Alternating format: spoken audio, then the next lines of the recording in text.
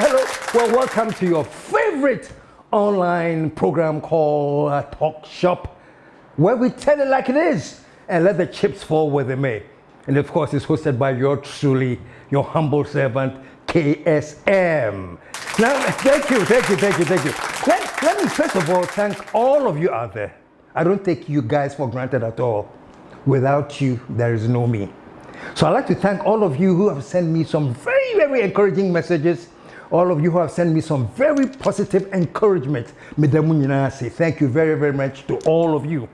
Of course, not all the comments are positive. I get a few ones too that diss me and all of that. And if I've thanked all of you who are being positive, let me just give a little word to those of you who are coming at me and being negative. Let me tell you something. It really amazes me. Of everything that they can say to diss me, I say, KSM, we know. What do they say? You are talking for your paymasters. They say you're speaking for the NDC agenda. Listen to this very, very carefully, folks. Especially those of you who keep attacking me, but you come to watch the show anyway. You say, I am speaking for the NDC agenda.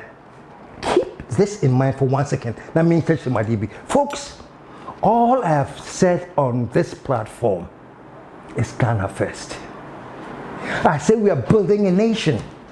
And I'm urging everybody, I don't care what party you belong to, and family, whether you are this party or that party, I'm saying fine.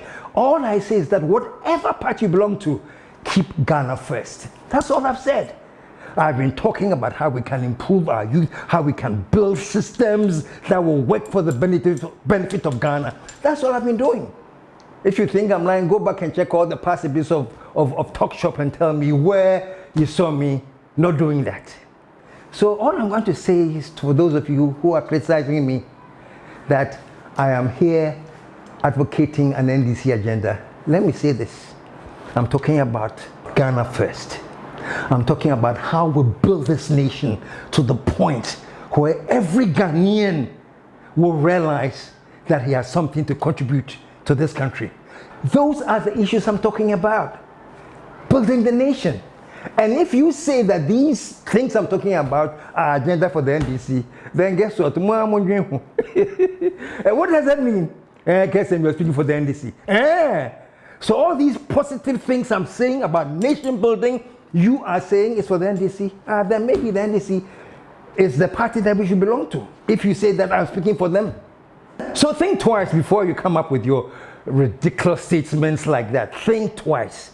Ghana first. That's all we say. Thank you. If there's anything happening that I don't think will help this nation go in the right course, I will say it. I don't care which party. Best example recently, your favorite vice presidential candidate, Napo, was actually heard saying something that was so despicable. But before I tell you what he was heard saying, take a look at the clip and listen to what he said before I come in. You live in Dabo. You're in Dabo. And you take your thumbprint and you vote for NDC. It is a haram. My dear, if you are an imam and you pray, and you pray for John Dramani Mahama to become president, instead of the Kamamud Mahama, it's a haram. Folks, what nonsense. What immaturity. This is immaturity that borders on stupidity. He was simply fanning the flames of religious conflict. So I shouldn't say anything, because when I say this is wrong, I'm advancing the cause for the NDC. Come on, folks, let's think. Standing before a Muslim audience, telling them that whoever votes for John Mahama has caused a haram. Do you know what haram is? Haram is a taboo in Islam. Haram means you have gone against the teachings of the Quran. You have gone the teachings against the Holy Prophet. That is haram. Folks, how how does a vice presidential candidate, supposedly educated, stand in front of Muslims and tell them that when you make a certain political choice, you have violated the rules of Quran? It is stupid. And I will say it. And I don't care whose agenda you think I'm advancing. It is stupid, folks. Imagine this. I assure you, if any NDC person, or if anybody, but let me start since it's a politics, if any NDC person are here making a statement to the effect that all Christians must vote for Muhammad, and that if any Christian will put their thumb on Bawumia, they have caused a sin against the Holy Spirit. Do you know why I'm saying sin against the Holy Spirit? Because the Bible says that when you sin against the Holy Spirit, we can't forgive you. Eh? So folks, listen to this carefully. If an NDC person or executive or anybody is talking and they are stupid enough to say that every Ghanaian who votes for Bawumia, if you're a Christian, you have sinned against the Holy Spirit, isn't this stupidity? And so when somebody says it and I say that this is wrong, I'm advancing the cause of who? Folks, let's be serious, man. This program has all about how we can keep Ghana together. National cohesion. And the number one thing that comes when we're talking about national cohesion is religion. You cannot get on a platform for political reasons and agitate Muslims against Christians, or vice versa. It is stupid. It is not in the interest of Ghana. It is not even in the interest of whoever is saying that. It is wrong. And when you do wrong things like this, we should all keep quiet and watch it. Why? Look, we have gotten to the stage in our development where we are looking for things to be done right. And that's it. Whether you like it or not, we want things to be done right. And so long as I sit here, if things are going wrong, I will say it, and I don't give a hell about whatever you accuse me of.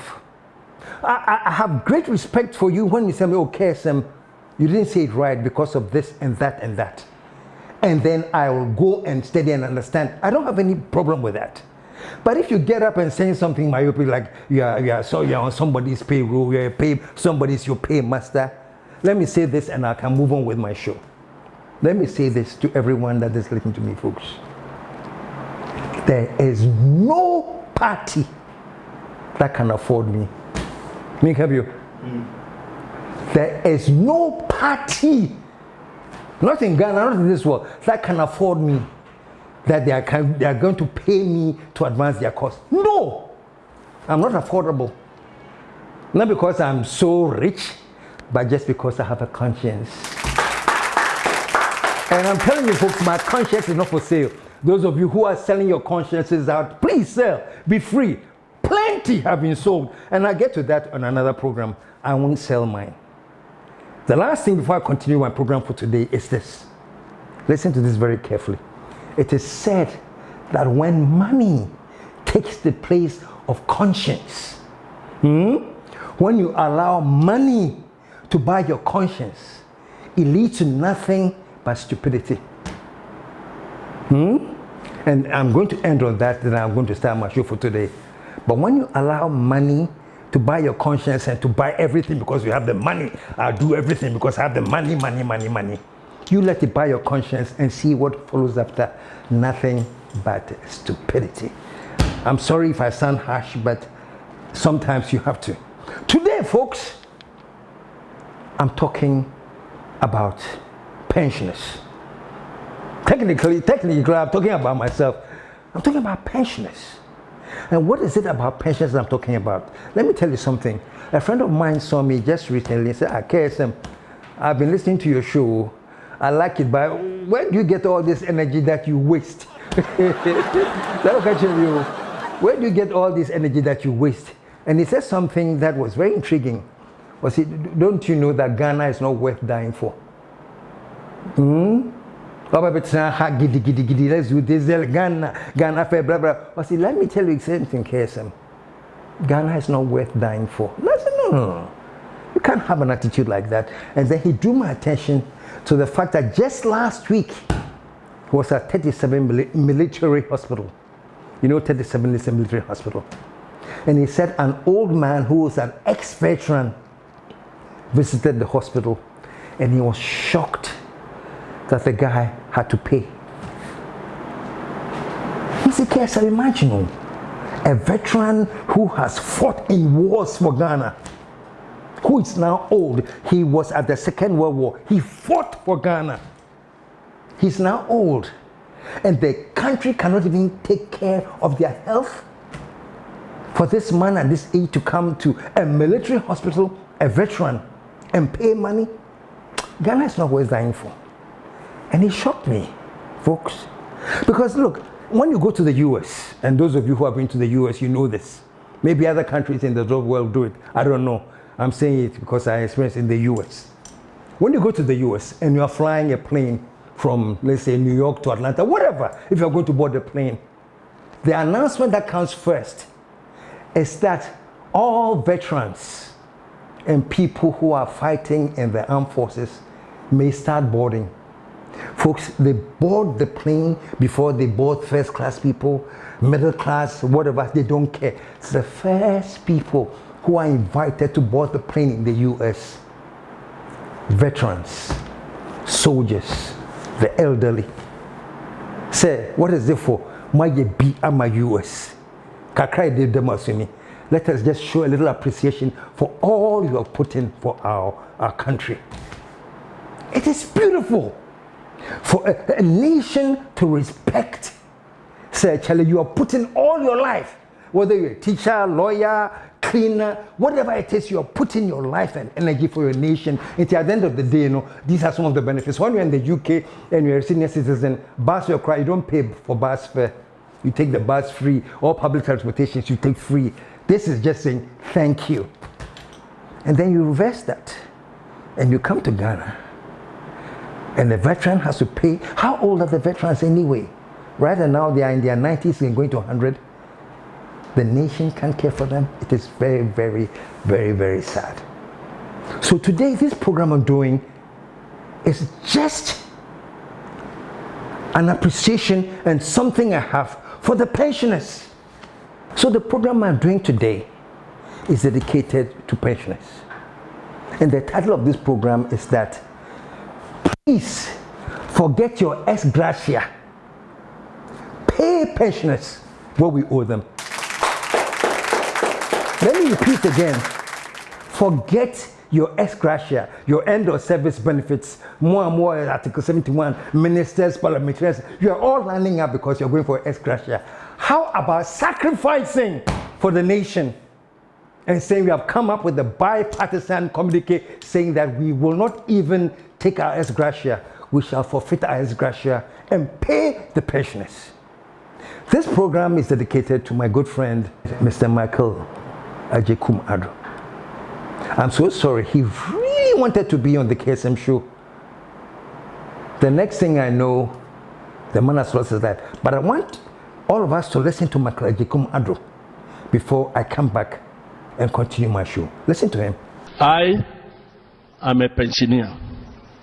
And all my money, I must confess, I know I'm on air. The money that I saved to take care of my pension time has been taken over by the banking cleanup. So I don't have my money to support such a wonderful book. And if I tell how much that I saved for over 30 years to take care of my position now, you weep for me. I have one of the best pharmaceutical manufacturing companies, WHO standard in Tema. But because my money has been locked up and they cannot give it to me, I'm having problems with my overheads. I'm telling you, either GRA is on your neck, or electricity company has come to put off your light, or yeah, bro. Sad man, we have lost him. May he rest in peace. And this show is dedicated to his memory. There was a hard worker. He built the Kama Conference Center. He used to have in the seminars for the youth, teaching them to learn and expand their horizons. A great man has fallen. Mr. Michael Addo. Pacho, rest in peace. Having said that, folks, this is what I want to talk about today. Courtesy, Vice President. Pensioners are suffering. Pensioners are dying. Pensioners are frustrated. Pensioners are being punished. Does that sound familiar? Traders are suffering, pensioners are suffering, the disabled are suffering, and men are suffering, women are suffering, and children and Ghanaians as a whole are suffering. When we have our own former Chief Justice herself picketing that these haircuts that you're doing, how you're hurting the pensioners, how you're hurting senior citizens, all the money they have made and invested, you heard Mr. Addo, they invested in bonds. And all of that, we want to take that away from them, the small that they have invested. When it comes to payback, you're taking that from people who have earned the right to be called senior citizens. People who have invested in bonds and treasury bills. And this is what I find very, very sad. The reason we are punishing our senior citizens and others is because the government borrowed and borrowed and borrowed and borrowed and borrowed so much that the borrowing was out of control. They couldn't pay. To the point where it's out of control. So you can't pay. And so you say you are doing a debt restructuring. And even when you said you're doing the debt restructuring, the finance minister himself came out to assure people that there will be no haircut, which means nobody's going to suffer any money loss or any loss on the books. The finance minister himself came to tell us this. Listen to this. So let us remove any doubt and discard any speculation that the government is about to cut your retirement savings or the notional value of your investment. This is not the case.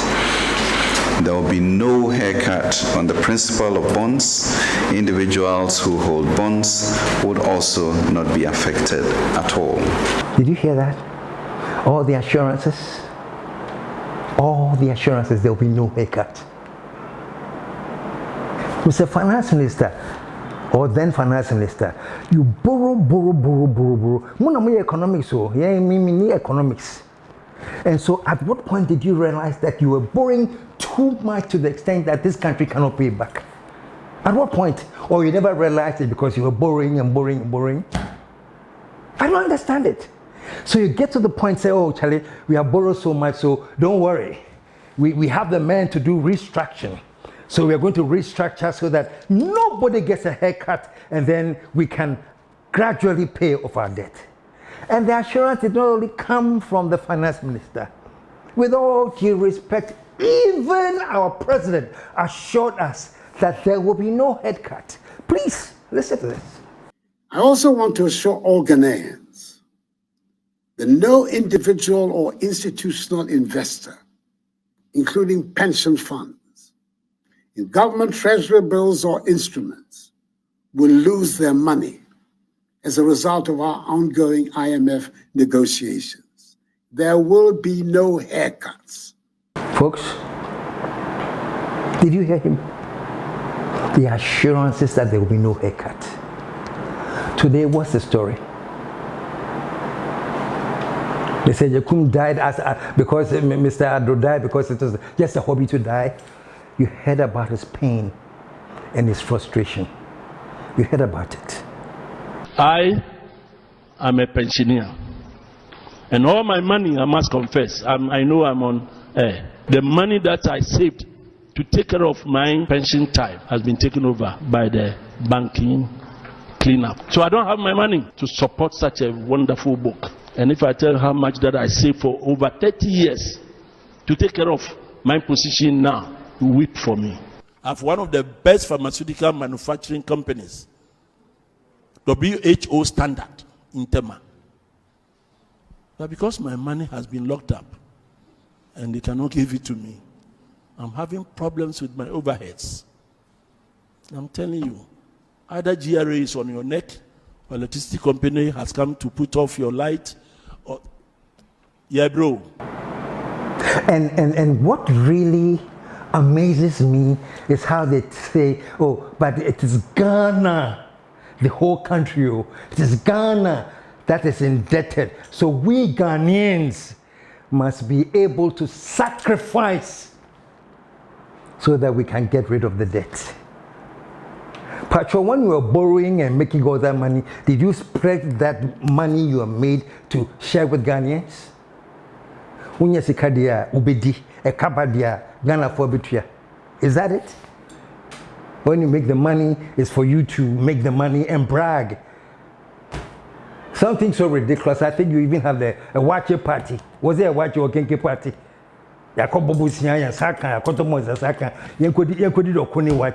Oh man. This is our country. Oh. So when people like me, not just me, there are many people who speak like me. I am happy that I have a platform that I can share with the rest of the world. But if you think this is just KSM's voice, you are mistaken. There are many, many people who have this to say and more and better things. But I have the platform, and I'm telling you, I'll make sure that in the interest of building Ghana so that Ghana becomes first, we do the right thing. That is why on this program, my appeal today is going to the president of this country, Nana Addo Dankwa.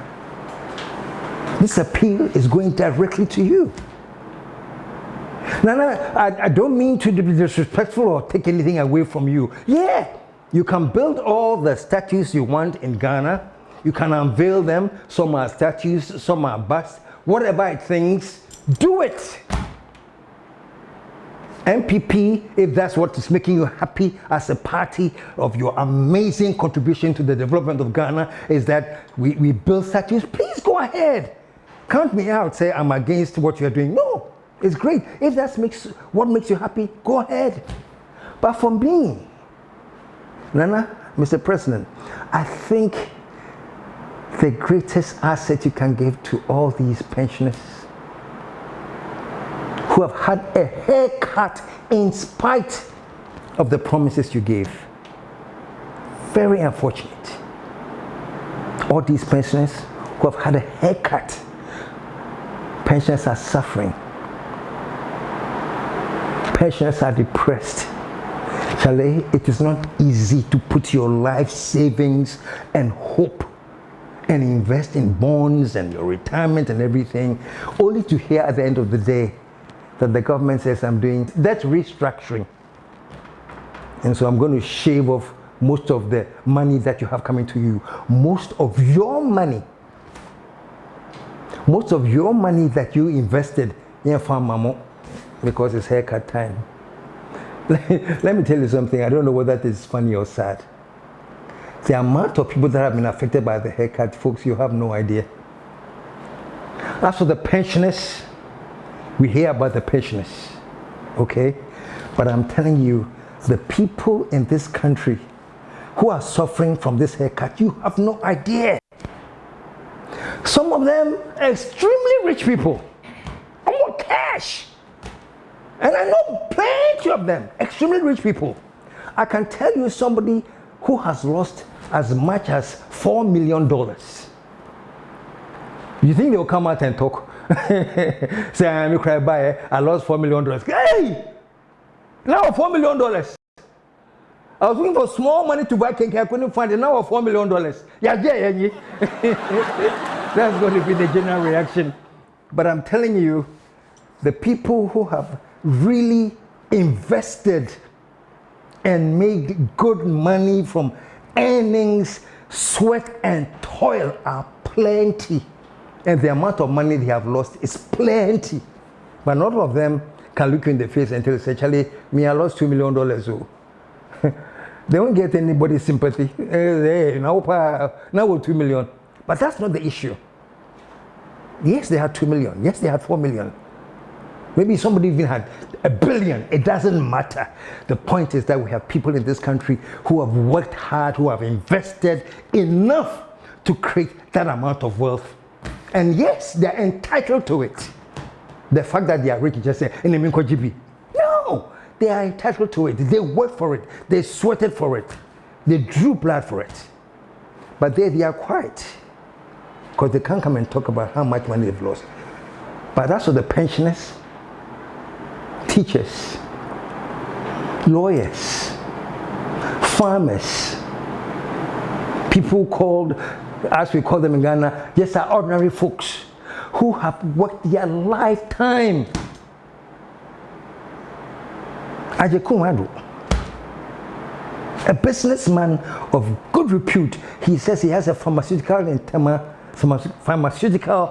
company in Tema. Who requirements? Who is World Health Organization standards? World class. See what has happened to him. I have one of the best pharmaceutical manufacturing companies, WHO standard in Tema. The money that I saved to take care of my pension time has been taken over by the banking cleanup. So I don't have my money. And if I tell how much that I saved for over 30 years to take care of my position now, you weep for me. But because my money has been locked up and they cannot give it to me, I'm having problems with my overheads. Yeah, bro. So folks, this is serious. And you know, this is what really pisses me off about many politicians. You know, somehow they think, so Sikafo Pano, the very rich people, of course they will keep it quiet. They won't say anything. And they are not enough so that we are going to lose votes in Kenya. Politicians, that they are thinking, oh, how can we stay in power? We stay in power to make sure that we don't lose votes. So when they calculate, they realize that the very rich, wealthy people who are suffering or who have been punished, it's okay. How many of them are there? How many votes can we lose? It's okay, let them suffer. But the bulk of the people who really don't understand the intricacies of these things, they don't know about bonds and investments. They are carrying on their day-to-day life and stuff like that. They do not have a clue.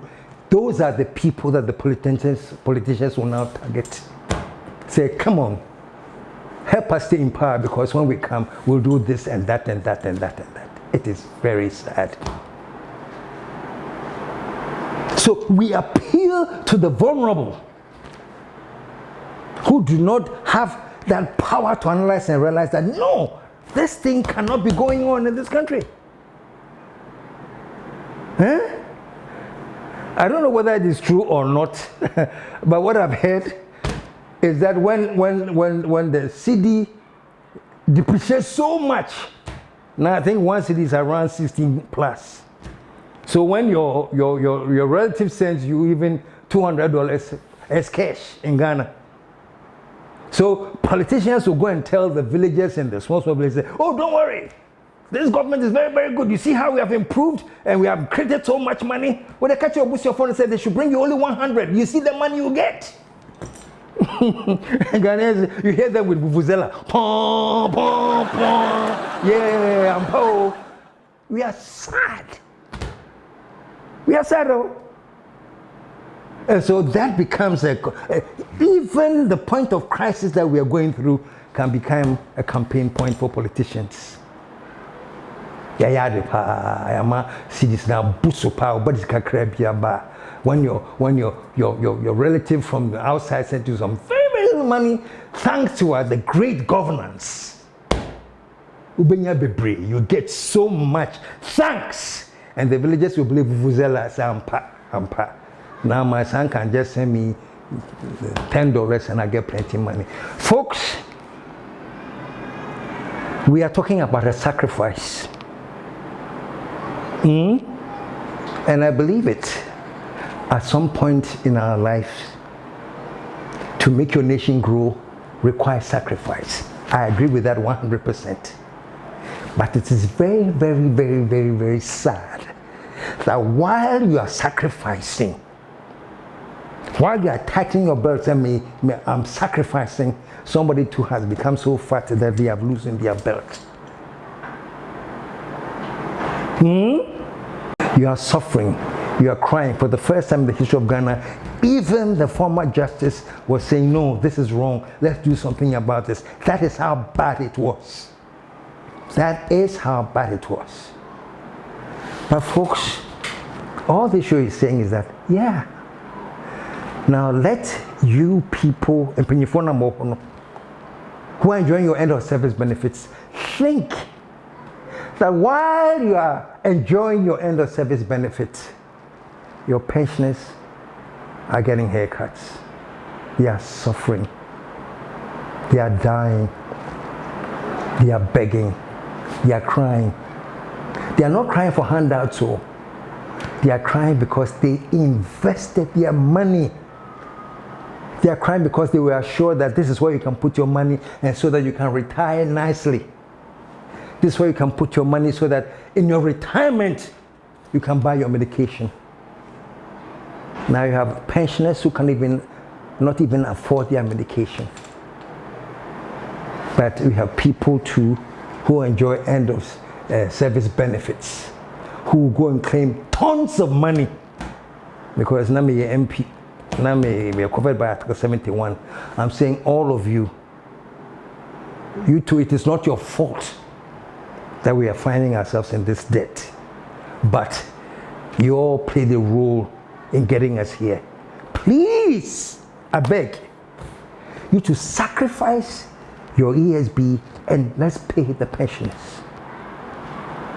And that's what this whole show is about. And I'm appealing to the president. Yeah, unveil all the statues you want and everything, but come and look the pensioners in your face and tell them, I promised you that there will be no haircut. Former Finance Minister Ken, you can come on behalf of the president. Say, yes, I and the president promised you guys that there will be no haircuts. So let us remove any doubt and discard any speculation that the government is about to cut your retirement savings or the notional value of your investment. This is not the case. There will be no haircut on the principal of bonds. Individuals who hold bonds would also not be affected at all. I also want to assure all Ghanaians that no individual or institutional investor, including pension funds, in government treasury bills or instruments, will lose their money as a result of our ongoing IMF negotiations. There will be no haircuts. But we are suffering a very serious haircut. So we are now going to make sure that we are going to cut these ESBs, the Ex-Gratia now. Most sacrifice them Ex-Gratia. They are pensioners.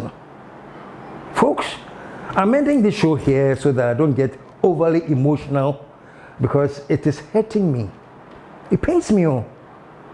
And in the next few episodes, I'm going to just spend some time on Ghana, your psyche, and how warped it is, and how we are allowing politicians to take advantage of this psyche. To let me say, so Ghana, for some time there, Galamsey became a big issue. Hey, Galamsey, we are giving birth to children who are deformed. Hey, Galamsey, our waters have been destroyed. Hey, Galamsey, your products in SA. Hey, Galamsey, your forests is in Egu. Hey, Galamsey, Felicity, Raphael, some key young guys who have come demonstrating against this went to jail. Their cases are still in court. Hey, Galamsey this, Galamsey that. Where's the story of Galamsey again? Let's move on to the next thing that will shake country. And Ghanaians, this is the gift that we give to our politicians. In Chiesi, and the politicians know. So when they start getting, are they lying? Is even Galamsey an issue now? He says it's gone. What I've heard, and I hope I heard wrong, is that some of the food boards, like the U.S., who inspect the agricultural products that are coming from countries to make sure whether they are good or not, Ghana is very, very close to losing their license. Galamsey has destroyed all these food crops, and they are very, very, very close. Very, very soon you hear that the US has banned, says, they will cry me if I remember you. Trust me, when the US does it, Europe will follow. And when it gets there, you hear Galamsey will come up again. Hey, Galamsey, 2 weeks. Dies down. And the politicians laugh as though a bejo. That is Ghana politics. That is why, with all respect, even Dr. Bawumia can stand in front of Offenso and tell them, when I come back next time, maybe see tomato factory or ha. Yeah, we visit a pa. Dia me pesa me yeso eboy kuafo ewo offensive north ye tomato factory amamo in offensive north ha. Obabi see tomato factory. Well, is it offensive or just that I saw? Pa. Obi refi. That all the promise we made, one country, one district, one factory. Obi refi. You're refi to the extent that the same people are now selling us, we buy a busy tomato factory. We are sad people, folks. Some of us, all we can do is talk about these things. And thank God we have the video evidence to show you that these things happened. The finance minister promised you there will be no haircut. The president came and promised you. They are all video evidence online that will show you. Simon. There will be no haircut on the principal of bonds. Individuals who hold bonds would also not be affected at all. I also want to assure all Ghanaians that no individual or institutional investor, including pension funds, in government treasury bills or instruments, will lose their money as a result of our ongoing IMF negotiations. There will be no haircuts. So, folks, I'm a head messing today, man. Michael Addo was such a great friend of mine. What an inspirational person. And I'll never forgive myself that I never got a chance to interview him. I am pained. I never got that chance. I said, KSM, me can't invite him. You want some come? That's what he told me. I am pained. So, Mr. Addo, rest in peace. And this show is dedicated to you.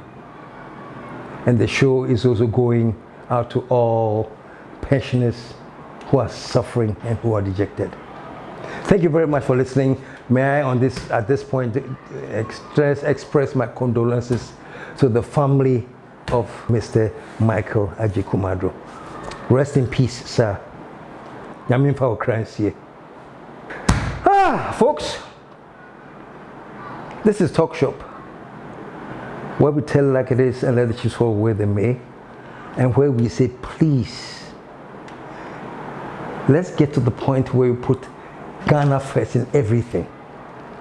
When we start putting Ghana first in everything, we will realize that all this talk about fix the country, we need a third force, fix the country,